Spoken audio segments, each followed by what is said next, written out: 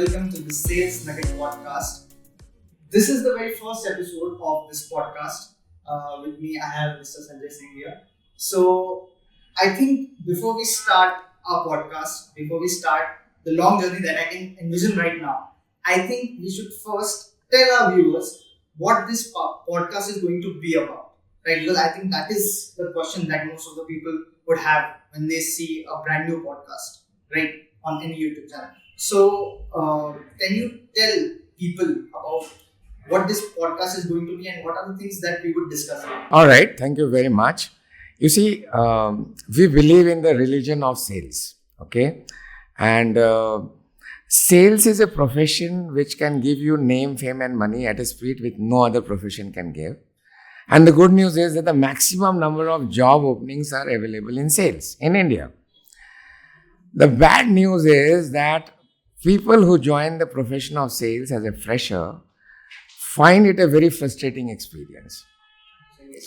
So this podcast is actually focused on those sales freshers who somehow do not find this profession very interesting, they find it frustrating, and they are either kicked out of this profession within the first 2, 3, 4 years, or they kick themselves out of the profession. Either way, they lose out because the world needs them and they also need this job, right? So this podcast is going to talk about this entire world of sales, 360 degree. It's going to discuss anecdotes, stories, real life experiences, and try to bring out the morale, try to bring out the learnings, and it hopes to convert those frustrated salespersons into great salespersons who make fortunes out of this profession, not only in terms of money, but in terms of name, fame, and money. And that's exactly what this podcast aims to do. I believe this is like something that young people would like to watch. See, I would say there is a new wave right now that people want to go into businesses, marketing, management, and sales is a huge part of all of that, right? A lot of people are watching TV shows related to entrepreneurship, right? Famous TV shows, and they want to do it, they want to go into it, but I guess a lot of times they don't think it through, right? So I guess this podcast would be wonderful for anyone who wants to step into this, but maybe doesn't have an idea. So I am going to be representing all of those normies, all of those people who would actually like to be here, but we just don't know what are the ins and outs of something that is, I would say, so interesting, yet somehow, maybe because of pop culture or something else, it seems as if it's quite boring sometimes. But I'm definitely sure that it's quite the opposite, and you would be able to enlighten us. So I guess we should dive into it, right? And straight on, take it on. I'll start with my first question. Alright, so what do you think freshers look upon sales as such a challenging profession altogether? Well, as far as I'm concerned, do you know of any profession which is not challenging? No, of course not, because of course you are going to face challenges in whatever you start. On a more serious note, people find sales very challenging because rejection is a norm in sales, right? And by basic human instinct, we hate rejection. You know, your ego is hurt, you feel bad on getting rejected. And sales, fortunately for me, and unfortunately for those who feel frustrated, is based on rejections, right? So unless they learn how to handle rejections, unless they learn why rejections, they will feel frustrated. They will find it challenging, right? Just like any other profession, sales is also a profession. There is a science behind selling, which you need to understand. And then there is the art of selling, which you need to master. Now, unless you learn the science and art of selling, for sure you will find it challenging, isn't it? So I will advise all those salespeople who are finding it challenging and frustrating should make an attempt to learn the science of selling first and then the art of selling. And I'm sure by the time they do that, they will not find it challenging enough. Yeah, very well said, I must say, because I guess there is also a lot of stigma around sales. So have you ever tried your hands on sales? I have actually never tried my hands on sales. Now this is another myth. All of us in this world, whether we carry the designation of sales or not, are into selling. I mean, you're not always selling a product. You're selling an idea, you're selling a thought. Yeah. So even when you invite your girlfriend for a cup of coffee, you actually sell the idea. Otherwise, she'll not come. Yes. And I also remember I guess all the negotiations that we do with the family, right? True. Dad, I want to go out with my friends. Yeah. There's a negotiation there. The first time you went for a night out. Yes. The first time you went for a school picnic. You sold it, right? Yes. Yes. The first time, or rather, any time you ask your father to take you out for dinner. Yeah. Ice cream. Everything is a sale, right? Right. So, all of us are selling. Sales is the only profession which does not need any selling. Yes. Right? Yeah. So I guess we all do it in some or other form. Yes. And almost constantly, now that I think of it, Yeah. we're almost constantly doing it. I guess then why do you think if we are doing it constantly, why are we not able to make those connections? Why are we not able to replicate the same thing in, let's say, proper like a sales environment? Very nice. I mean, when you were a child and your mother told you that, son, I'm going to take you out for ice cream tonight. What was your reaction? Joy. Joy. But what did you utter? What did you say? Did you ask questions? Definitely. Which flavor? Which flavor? Which ice cream parlor? Yeah. Are we going to go on a car or a scooter? And are you going to top the ice cream? Before that, are you going to take me out for dinner? Will I get a single scoop or a double scoop? Single scoop, double scoop, right? Yes. So when you were a child, you had curiosity. Yeah. So you asked questions. When you became a salesperson, you stopped asking questions. My reverse question is why? So when a customer asks you that why your product is so expensive, what do you say? Do you ask questions or do you defend yourself? So I have to defend myself. You defend yourself, right? Yes. Now my question to you is why? As a child, you did not defend, you asked questions. Now as a salesperson, you have stopped asking questions. Is it because the curiosity in you has died? Maybe. Is it because you feel that you are not worthy enough to ask questions? Maybe. Is it because you feel, The insecurities too, is it because you're insecure? right? Yeah. So why are you blaming sales? My question is, why are you insecure? Yeah. Why are you insecure? Why do you feel you can't ask questions?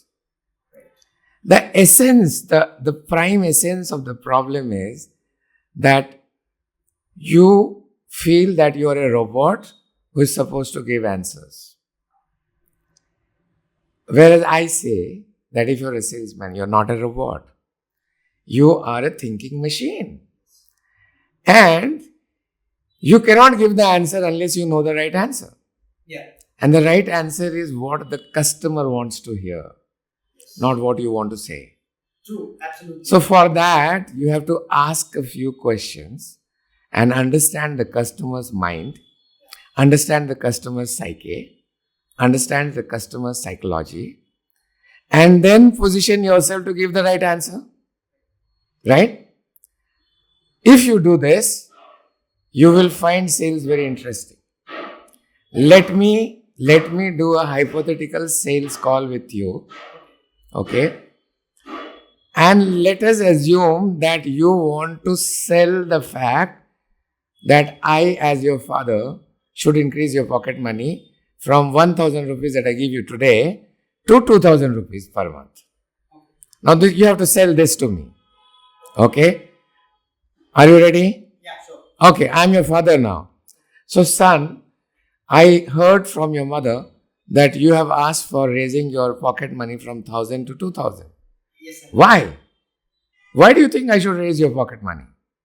Because I think I have been on my best behavior for the past few months, and I think I guess as the years have passed on, I guess now I'm more responsible, so I'm not going to misuse that money. So I think I should be able to Okay. get it. All right, that's interesting. So your good behavior, who should be congratulated, your parents or you? I would say a combined effort. Okay, combined effort. Okay. And you're being responsible. Whom will you give more points? Your teacher, your coach, your parents, or yourself? I would say in that case myself, because even if people tell you a lot of things, you eventually wind up doing what you want, more or less, or at least I do that. I would say. Okay. Because the kind of So what is the rate that you have fixed for your responsibility? a fixed rate for my responsibility, like an increment. No, rate. What is the cost of your being responsible? I don't think I can put a cost. You see? Okay, I cut the role play there. Did you feel like a prostitute when I told you what is your rate for being responsible? I would be lying if I said no. I actually. Right? Yeah. Is it not you who is responsible to put yourself in this position, in this discussion? Yes. Definitely. And do you know why did it happen? So now I have no question. Because when I asked you a question, you gave me answers. Yeah. You didn't ask me questions. Yeah. I didn't. Why? Were you not curious enough? I just felt like I need to prove myself. So to prove yourself, does it mean that it killed your curiosity? Yeah, I would say. So Why? Let's repeat the same thing, and this time you be curious. Okay, I'll try to be. You be curious. I'll try to be as curious as I Okay. So action, camera, rolling sound. Take 2. can. Okay. Okay. Son, why do you want me to raise your pocket money from 1,000 rupees to 2,000 rupees? Can you tell me any changes that you have noticed in me? Well, I definitely want to say that you are more responsible. I definitely want to say that your behavior has been wonderful. Okay, and do you think for all of the things that you said I did, do you think it's only fair if I get something good out of it? You have a case there. You have a case there. Why not? What exactly are you looking at? I would say that the kind of money I'm spending right now, while it seems like it is enough for me, but I have noticed that it is not. So, Okay. do you think it would be good if for all of the things that I did, I should get a bit increment in my pocket money? Well, I think you should. No problem, son. I'm going to raise it from 1,000 to 1,200 rupees from next month. I would say 1,200 would be a bit on the understand. I think somewhere around 2,000 would be a good deal. I don't mind giving up, provided you prove to me as to how exactly you're going to make use of that. Well, I have been. If you are going to have more girlfriends and more night outs, then sorry, I can't increase your pocket money. Well, you have seen me on my best behavior, haven't you? Right. So where do you want to use this extra money for? Are you going to buy books? I would try to invest that money in learning something new. Maybe online courses or something like that. Oh, really? Well, you don't have to worry about that. Just tell me what are the online courses you want and I'll pay it to you apart from pocket money. That doesn't come under the heading of pocket money as far as I am concerned. I think. Just don't bother. And don't look at a budget also. You want to spend 5,000 on your courses? Just give me the link. I'll pay it for you. Voila. It's all yours. Alright. I think I crashed the bus when I mentioned the online courses. All right. So you see, you did a pretty smart job in selling your idea. I would say, yeah, the second time was much better. So if you can become such a smart salesperson just by making one change in you, by empowering yourself further, I'm sure you would be able to handle that journey from 1200 to 2000 also. Yeah, definitely. If I Right? just correct the last few sentences. Right? So, the initial seeds of sales you have already learned, even in this podcast. Yeah. And I'll charge a fees to you for that. Oh, definitely. I am happy to pay. I'm happy to pay for whatever. Right? Right? A bit more of empowerment will also teach you negotiation. Yeah. Don't you find it interesting? Is it frustrating? No, it's not. It was actually quite interesting the way I pursued it once again, and this time I felt the change. Say, It can was you quite addictive. I can guess. you repeat what did you learn? What did you change to be able to perform better? I would say the thing that I changed was, like you said, being curious and asking questions. That was most of it. And the other one was also trying to ask the questions that would direct you. So the thing that you said in the beginning, like what the customer wants to Right, hear, right. So or whatever I wanted for my benefit or for to make this deal, I would say, not for my benefit, to make this deal happen, I had to not say the things that I was saying earlier. I Yes. want you to say those things to me. Yes, that's known as a technique of reverse hook. Okay. So if you want me as a father to say that, yes, son, you're responsible, your question should be that, do you think I am responsible these days? Okay. And I'll say yes. And you ask a good question, have you seen any change in my behavior? This is what you asked me. Yes. And I said yes. Maybe I wouldn't have said that, yes, your behavior has improved. Then you would be asking me a leading question that, have you seen a positive change in my Positive, behavior?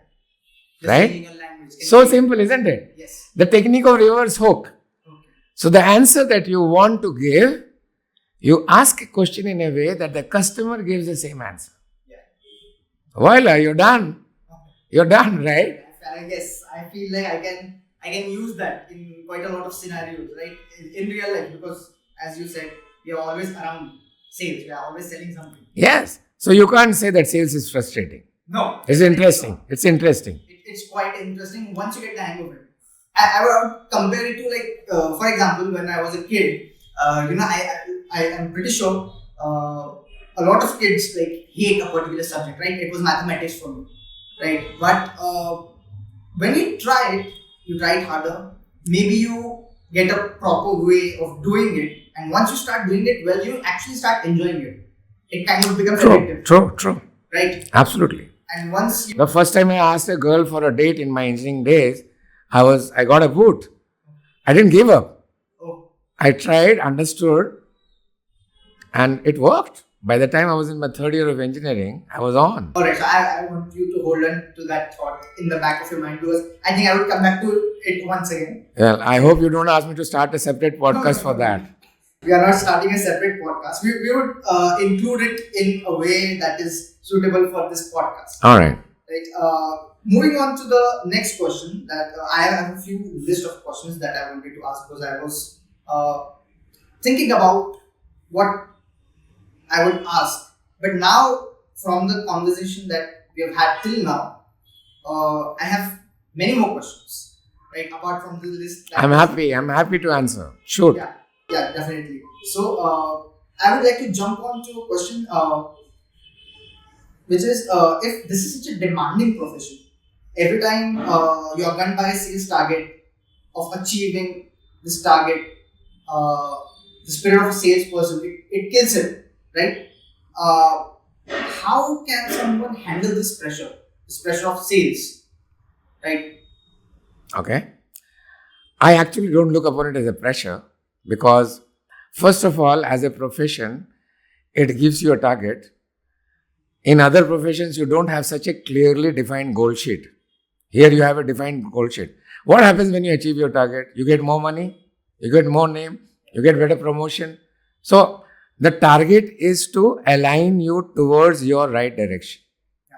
Why should you feel pressure about it? Number one. Number two, success always comes in the zone of discomfort. Yeah. Success never comes in the zone of comfort. Right? So do you want to be successful or you want to be a failure? Definitely, I will do this. Then why do you hate discomfort? As I understand, a target and thinking about a target and thinking about how to fulfill it is it gives you kind of discomfort, right? Now, if on one hand you are saying that you want to be successful, on the other hand you are saying that you don't want to be discomfortable, are you a hypocrite? Yeah, I would say definitely. That was the perfect word that was circling in my mind. So if you are a hypocrite, work on yourself. Definitely. Because there is no profession. Even if you become a doctor, you're an engineer, a chartered accountant, you will still have targets.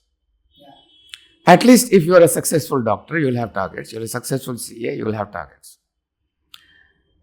You can be a salesperson, a mediocre salesperson without pressure of targets. You will still survive. It's up to you. You want to be a successful salesperson, then you think about targets. You want to be a mediocre salesperson, no problem. Don't worry, you'll survive. All right. Right? Don't be a hypocrite, my friend. Yes, definitely. I think also I would say it is seen much more after the pandemic that people are procrastinating like anything now. Right? Maybe it was because no one had to do anything. There was plenty of time to do everything. Can you say like what are the bad effects of procrastination? Let's say on someone who is in sales. Like how badly can that affect? See, procrastination has a negative effect on every profession, Definitely. on every individual. Definitely. In sales, it is a non-negotiable quality. If you are not punctual, if you cannot make time your slave, the world will make you their slave. The choice is yours. More so in sales. In sales, you have only 24 hours, just like any other profession. And the moment you become successful, you want 48 hours in a day because time is money for you, right? So your ability to manage time to the extent that you can make time your slave is a quality. And I would say it is a non-negotiable quality. It is not a negotiable quality. True. Well said. Jumping on to the next one, we discussed something that would be classified as a bad habit. Now, can you tell us what are the good habits a salesperson should have? Well, a salesperson is a mortal human being like anyone else. But there are certain things which definitely works in favor of salesperson. The first important thing is you have to learn to welcome the rising sun. If you cannot welcome the rising sun, you will become the setting sun of someone's life. Right? Now, what do I mean by this? The sun, what time the sun rises in your city? So, if you have to welcome the rising sun, you have to be out there, out of your house at 5:30 in the morning. Yeah. So, what time do you need to wake up? If you need to be out by 5:30, at least 5:30. Okay, I don't know how you manage things in half an hour, but at least 4:30, you have to be up, and that's a good habit of a salesperson. Why? Why? Because in sales, you need time with you because time is money for you. If you wake up at 8 o'clock, 9 o'clock and start your work at 10 o'clock, vis-a-vis you getting up at 4:30 and start your day at 5:30, you have earned 4 hours for yourself. Yes. Right? And if 1 hour means 1 lakh for you, 4 hours means 4 lakh for you. Per day. Per month, 12 lakhs. Keeps on going. Per year, 1.4 CR. So just by getting up in the morning, you earn 1.4 CR. In a year. Good habit or bad habit? Definitely a good habit. See, you youngsters equate everything with money. Okay, that's why I'm going to put everything with money for you. No, not wrong, not wrong. I would say that is a huge motivating factor for someone who is around my age. I would say someone in their 20s. because I guess that is the only thing on our mind. Because we have just graduated. Well, trust me. I'm in my 50s and I still love money. So no worry. No worry. Okay. The second thing is, don't allow your curiosity to die. I've definitely learned my lesson here today. Right? So that's a good habit for a salesperson to unfold your curiosity, right? And that gives you a need analysis mindset. So anytime anyone asks you something, your mind says, okay, what is his hidden agenda? Why is he asking me this? So let me ask some questions to understand his hidden agenda. So that becomes a great habit. Don't allow your curiosity to die. Your questioning skills will be smart. If your questioning skills are smart, you will develop your need analysis mindset. And if you develop your need analysis mindset, you will arouse empathy in you. True. Right? Otherwise, you will be playing the game from sympathy on yourself. Empathy is on behalf of the customer.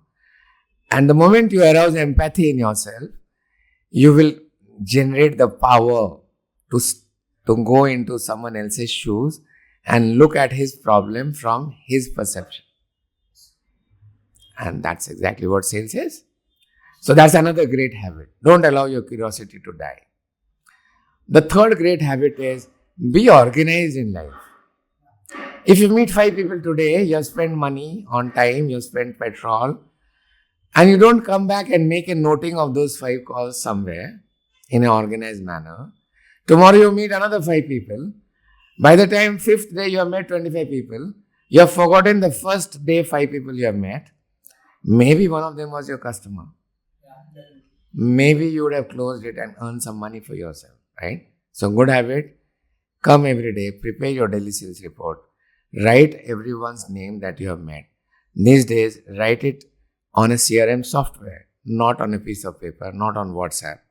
Good habit, isn't it? Good habit. I would say. Be organized. Documenting things. Yeah. If not, then we say that you have a leaking sales funnel.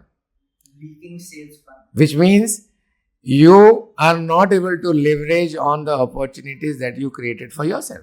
Alright, You met 25 people in 5 days. Right. Maybe one of those was going to give you an order. You didn't make a note of it. You forgot. Your funnel leaks.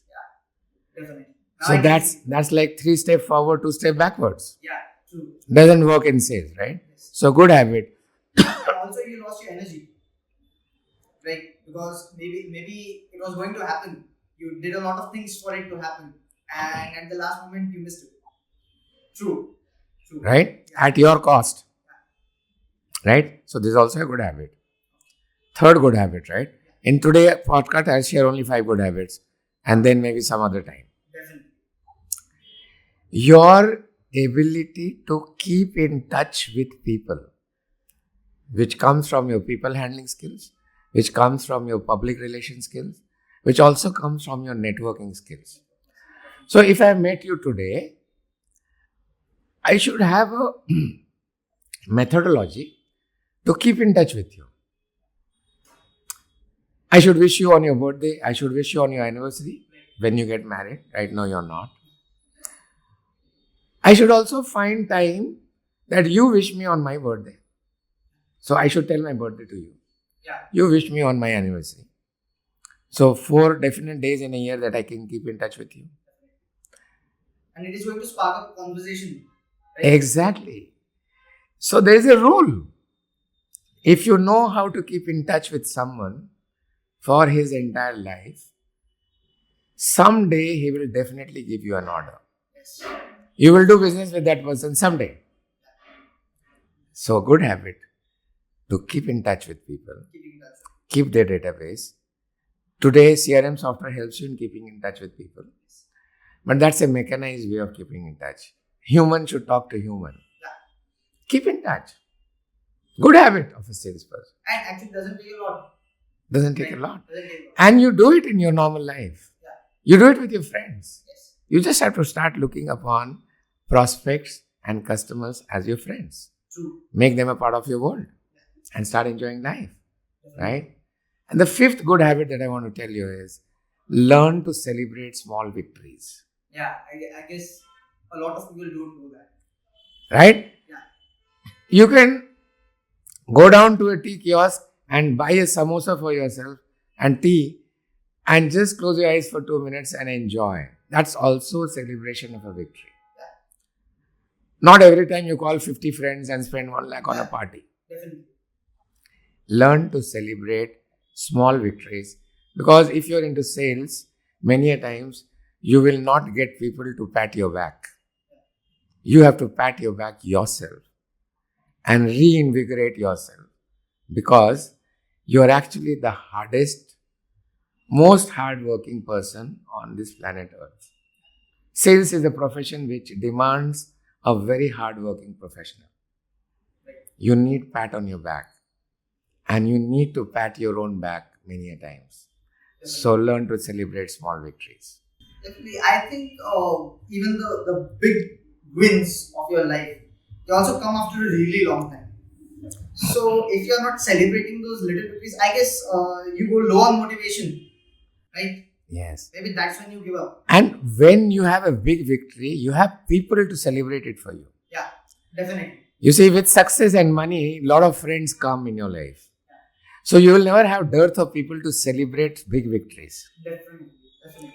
But you will not get a big victory unless you celebrate small victories. True. Hence, learn to celebrate small victories on your own and wait for the big victories to celebrate with your friends. I guess we can make an analogy that it is like a staircase. Yes. You go up to a big victory, right? By celebrating those small victories and staying motivated. Absolutely. Hang on. Alright, so done with the 5 good habits that a salesperson should have.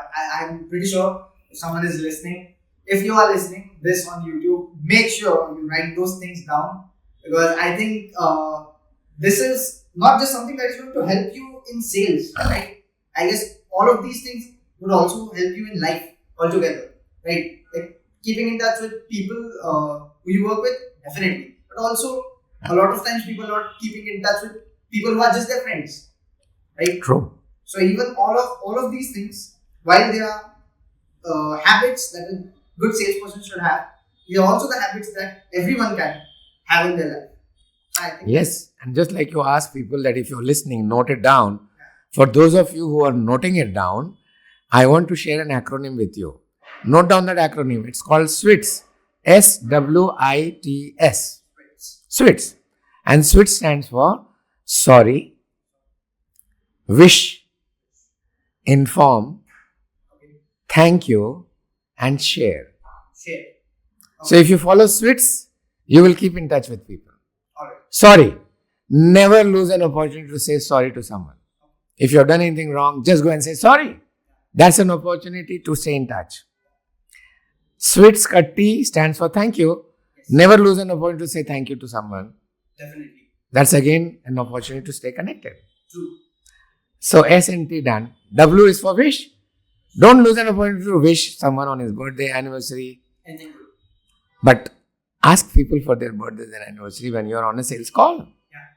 Otherwise, how will you wish? Definitely. And also tell your birthdays and anniversary to people on a sales call. Otherwise, how will they wish? Definitely. So that's W. I, SWI. I is for inform. Take opportunities to inform your customers about changes in your life. Hello, I have got promoted as a regional sales manager. Inform. What you want Hey, I have just won an award for the best salesman of the year. Inform. Hey, my product is going to cost 20% more from 1st of April. Inform. I guess it is instinct. We like to know what's going on with someone. Yes. What's going on in their lives. Inform and share. What is the difference between inform and share? Share happens when, so if I tell you that, hey, I know you love football. I have got tickets for soccer where Premier League is happening. Would you like to join me? I'm game. I'm in. See, I have shared. So what is the difference between inform and share? I use my knowledge about you to inform. Right. something that is catered for me. Yeah, why did I choose you to invite for football? Because I knew you love football. Yeah, definitely. So that's sharing. You understand the difference in informing and sharing? Yeah. Sweets. Practice sweets and you will stay connected. Definitely. So I'm marking out sweets and the 5 good habits. Definitely something I think you can start immediately. Right? All of these things you don't have to wait. You can start it immediately. As soon as you know Right. what it is going to bring for you. Right. What the importance is. I guess it's essential for everyone to have in this day and age. Very much. Very much. Right? Okay, so the next thing that I think a lot of people would like to know is what are the skills that a salesperson needs to possess to make sure that they become a good salesperson. The skills. So first, most important skill is questioning skills. So you need to learn, we call it probing skills. Yeah, so you need to know how to probe someone. Okay. The second skill which you need to have is public relation skills. You should love to meet people. And people should love to meet you. You see, there are some people who carry a positive aura around themselves. There are some khadus people, you don't want to meet them. And when I ask you that, why do you hate him? You say, I don't know. But the burger just sucks. Right? So, public relation skills. Networking skills. First of all, you should love to be a part of a network. Some people are loners, they're wolf. They don't want to go to a congregation. But if you're a salesperson, you should love congregations. I guess a lot of times people also try to do it, but they don't stay with it. Yeah, because they are not empowered with the skill. See, the golden rule of networking is learn to give. Don't learn to ask. मांगने वाला भिखारी, देने वाला दाता. If you ask, you are a beggar. If you give, you are God. So when you go to network, do you give or do you ask? I would say most people would make the mistake of asking. Right? So don't ask. You will get when you deserve. You give. True. Now the whole game changes, right? You go to a network of 20 people and you move around and you say that, hey, I'm a communication skills trainer. How can I help you? Hey, I empower people on spoken English. Do you know anyone whom I can help you? See, what are you doing? Are you selling or are you giving? You are giving. And what is the byproduct of giving? Well, you get things. Exactly. So the byproduct of giving is selling. Because when I say, hey, I'm a skills trainer, how can I help you? I'm actually pitching myself. Also goes back to the very first thing that we started from, asking questions. You put it in the form of questions. Yeah. Right. So when you go to a network, ask yourself, how can I give? How can I give? How can I give? Right. And you will start enjoying networking. I think this was something that, including me, a lot of people never thought about. Right? Yeah. Going in depths and really thinking it through. That if I ask people what I can give, it can make a huge difference. Right? But if I go there and ask something for me, that doesn't look good. Right? Now I feel like that doesn't look good. Yeah. Prior to this conversation, I thought that was the norm. But thank you for opening my eyes. Right. I will definitely try to change it as soon as I can. So coming back to the skill sets, right? Yeah, skill sets. You also need to slowly empower yourself with negotiation skills. Negotiation skills. Yeah, and negotiation is not about winning. Negotiation is about losing to win. Losing to win. Can you please elaborate that? Because I think it's... So, if two of us are negotiating, I will lose some, you will lose some. To arrive at a common point. Yeah. Right? Definitely. So, when two people are negotiating, you have a set of things which you agree to agree. You have another set of things which you agree to disagree. And you have a third set of things which you agree to disagree. or which you disagree to disagree. See? So negotiation will happen within the set of agree to disagree. Right?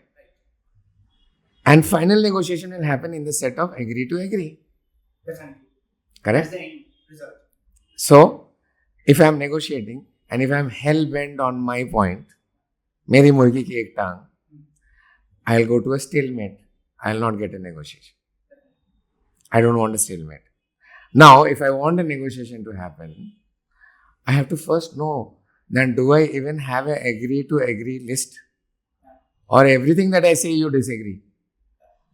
There will be, out of 10 things I tell you, there will be 5 things which you agree. At least 2 things, 3 things. Let us first prepare that. So I lose certain things to bring you to a set where you agree to agree, and I strike a negotiation there. Now I Right? see it. So negotiation skill is another skill which you have to sharpen yourself. And the 5th skill I would say is staying organized. Staying organized with your data, staying organized with your life, staying organized with your discipline, staying organized with your promises. Yeah, promises. You have heard of IQ, Thank you. intelligence quotient. Yeah. I'm sure your IQ is high. Based on what? You look smart enough to have a good IQ. Okay? I just wanted to pep you up. Okay. You have heard of EQ, Emotional push. right? Yeah. I'm sure your EQ is also high. Okay. Have you heard of PQ? Never. What's PQ? So that's the skill which a salesperson has. Okay. Promise quotient. The promise push. Intelligence quotient, emotional quotient, and promise quotient. Promise push. PQ is equal to promises made divided by promises kept. Okay. So if you have made 10 promises to your customers and you have kept all 10 of them, your PQ is 1. Yeah. Right? And you have heard of people who say, "Arey, please wait for half an hour, I am coming within 1 hour." Yeah. That's abortion before conception, right? Yes. His PQ has failed. Definitely. He promised that please wait, I am going to meet you. And he says, you wait only for half an hour, I am coming in 1 hour. These are salespeople who spoil the name of salespersons. Yeah. They are quacks. They are sales quacks. If you introduce any one of them to me, I'll give them a kick on their butt. Right? So the 5th quality is stay organized, have a PQ equal to 1. Yeah. Definitely. Get over these 5 qualities. I'll share some more with you in some other podcast. But if with these 5 qualities itself, you can become a great salesperson. Alright. So I guess I'll move on to my last and final question. Mhm. Right. I think whatever we have talked about, to sum it up, I should ask something related to the science that is behind sales, right? So where can a salesperson learn the science and the art of selling? So you asked me 2 questions. Yeah, definitely. Okay, so your first question is, what is the science of selling? Right? So let me break it down into maths, physics, chemistry, and biology. Because these are the 4 subjects which people equate with science immediately. Okay? Now the maths of selling. There's a hit ratio. If you meet, let's say 20 people, you get 1 customer. Then your hit ratio is 20:1. Someone's hit ratio is 10:1. This is the maths of selling. The best hit ratio is 5:1. And the worst hit ratio is 19:1. Actually, you try this. Today you go home and call 19 friends and tell them that we are going out for dinner, but you are going to pay for the bill. A negative proposition. Trust me, you make 19 phone calls one after the other, you will get 1 friend who will agree, who will say, yes, I will pay. Go and try this today. That's the maths of sales. I'll definitely try. That's the maths of sales. Although I must say I'm afraid. Any product in the world You go and propose to 19 people, one of them will agree. In mathematics, there's a theorem of Fibonacci theorem. In calculus, Fibonacci, which proves mathematically that the probability of 19 attempts becoming positive is 100%, even if the proposal was negative. And sales is a positive proposal. It's not a negative proposal. So, the mathematics of sales is 19:1 is the worst hit ratio and 5:1 is the best hit ratio. So, your game of sales is within this mathematics. So, I guess now, if you... The chemistry of sales. Perspective like that. Yeah. The chemistry of sales says that if you can stay connected to someone, you will get a business. Yeah. You should know how to bond. You should know how to develop the chemistry. Right? The biology of sales says that if you make one customer happy and keep him happy for 6 months, he will give you 3 customers. Yeah, it will spread out. Right? You have heard of reproduction, meiosis, biosis, mitosis. You produce 3 referrals out of every happy customer. That's biology of sales. And the physics of sales says, if you continue your momentum of meeting a minimum number of new contacts every day, you will continue with your momentum of closing sales. So, and we call it MNOC, minimum number of contacts per day. So, if you are told that, hey, you got to meet 10 new people every day and tell them your story. New people, not follow-ups. And if your hit ratio is 10:1, so you meet 10 new people every day, you get 1 new customer every day. The momentum of closing business will follow the momentum of your meeting new contacts. Yeah. That's what the theory of physics says, isn't it? So can you see physics, chemistry, biology and maths? I can definitely see everything. And I have just started. Yeah. This I can continue for a day. Yeah, of course. But not right now because this is our first ever podcast. Not right now, not right now. Right? I loved how we started this from, I would say, a very casual manner that is going to connect you with the things that are going around you, the kind of things that revolve around you in your everyday life, the kind of negotiations you are in with your friends, your family, right? Anyone who is around you. We basically saw a same system being followed in sales, and I must say you are very good at giving out analogies. So I guess maybe that is also one of the skills that you need to have to give out good analogies, right? So Storytelling, yeah, definitely, because the way you put those sentences together, I think that was really good, and I'm pretty sure you have also practiced that a lot and you have become quite a master at it. So with that, I think it's time for us to say goodbye to our audiences. Before you say goodbye, I want to tell the audience of this podcast that we are on a mission to empower 1 million salespersons with the science of selling till 2025. Till 2025. You heard that? Till date, I have already empowered 8.3 lakhs 8.3 people. lakhs. So, it is up to them to allow us to fulfill this. This entire exercise is free of cost. This podcast is free. Everything else is free. I just want to challenge all your viewers of this podcast. If you participate in this podcast and just listen to me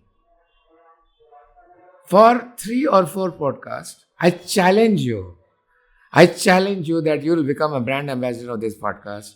I challenge you that you will go out in the market and talk to other salespeople and bring them here with only one message that, hey, let us help Sanjay in fulfilling his target of empowering 1 million salespersons with the science of selling.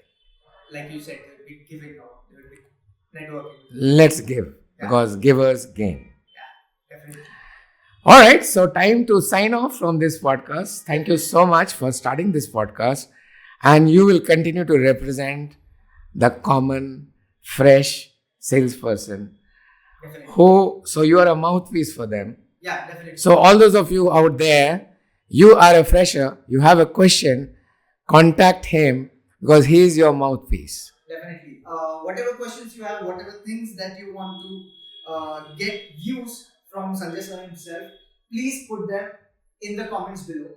And now, I think the cherry on the top of the cake would be if you like, share, and subscribe this podcast and help us reach the target that we have mentioned in this podcast.